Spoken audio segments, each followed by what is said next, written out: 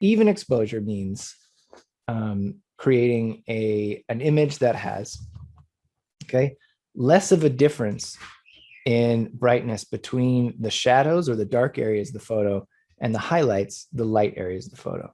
So in this example, you can see that in the original image, the cupboards are very dark, right?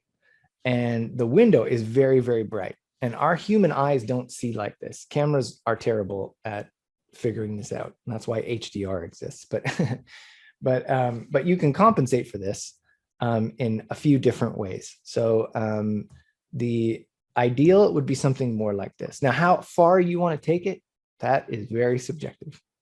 So what I mean by that is, how bright should the dark areas be and how dark should the bright areas be? No one can answer that question for you. There's no right or wrong answer there. But this is where it becomes art, right?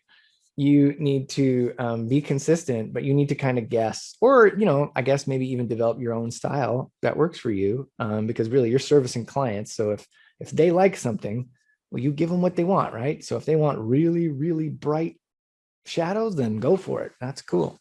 Whatever works for you. Either way, there are two ways to achieve this.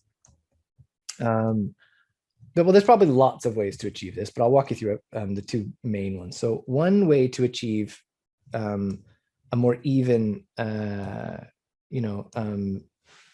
comparison between highlights and shadows in an image is to adjust it in post by artificially brightening up the shadows and darkening the highlights. And you can think of it like two sliders in Photoshop or Lightroom. And you're just gonna pull one to the left to drop the highlights, and pull one to the right to boost the shadows. I don't know if those are the actual directions anymore, but that's the gist of it. So typically people don't do that when they're shooting regular like JPEG images, because there's not enough data there. So in this example, you can see that these cupboards are quite dark. If I were to try to artificially brighten them in Photoshop or Lightroom, they wouldn't look like this. They'd look like really grainy and weird, and they wouldn't look right. And similarly, the highlights, if I were to do this in with a JPEG, you wouldn't get any extra data out of here. This is all what's known as blown out. So that means that the white you see here is just straight up white. So if I were to try to darken it, you wouldn't see like the house, you wouldn't see the trees, it would just be just white. So one way to combat that is to capture more data with each shot. And the way that's typically done is by shooting in RAW. So shooting in RAW means that you're recovering the shadows and you're recovering the highlights. So there's data there. It's just not shown in the default sort of image that gets tossed out. You can also do HDR, which is known as high dynamic range. And this is probably like the most popular way because it doesn't require a whole lot of effort. But it gets pretty good results, more or less. HDR is often automated, sometimes it's not. HDR usually requires multiple exposures, but the goal is the same. It's to get your highlights to be visible. So when you're looking out a window, you can see like the trees and you can see stuff, and get your shadows to be bright enough that the room looks like how it would look to your eye when you're there, So earlier I said that people spend too much time on this. And I'm going to stick by that, and I'm going to explain why. So having really great images that show the shadows and the highlights is super cool. But often the detail in those shadows and highlights is not as relevant as people think. So this is actually it's not a good example, but it's not terrible either.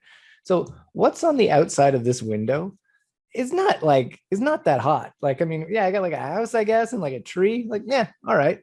But people often spend enormous amounts of time with different techniques trying to, pull the data out of these windows so that they look like crisp, like they look like they've been copied and pasted in, which also sometimes they are.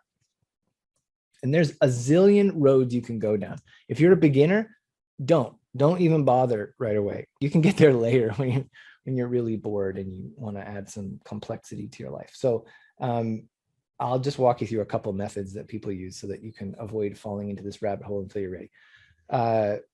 Something like flambient, where you're going to start taking lights and you're going to add light to the interior in order to artificially brighten the spaces. So instead of using post-processing techniques, you're physically adding light to a space and then combining multiple frames. I guess, we could just consider that, sort of adding light or using strobes and flashes.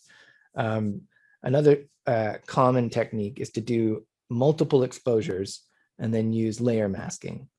So layer masking is a fancy way of saying taking something from one image and manually pasting it into another one.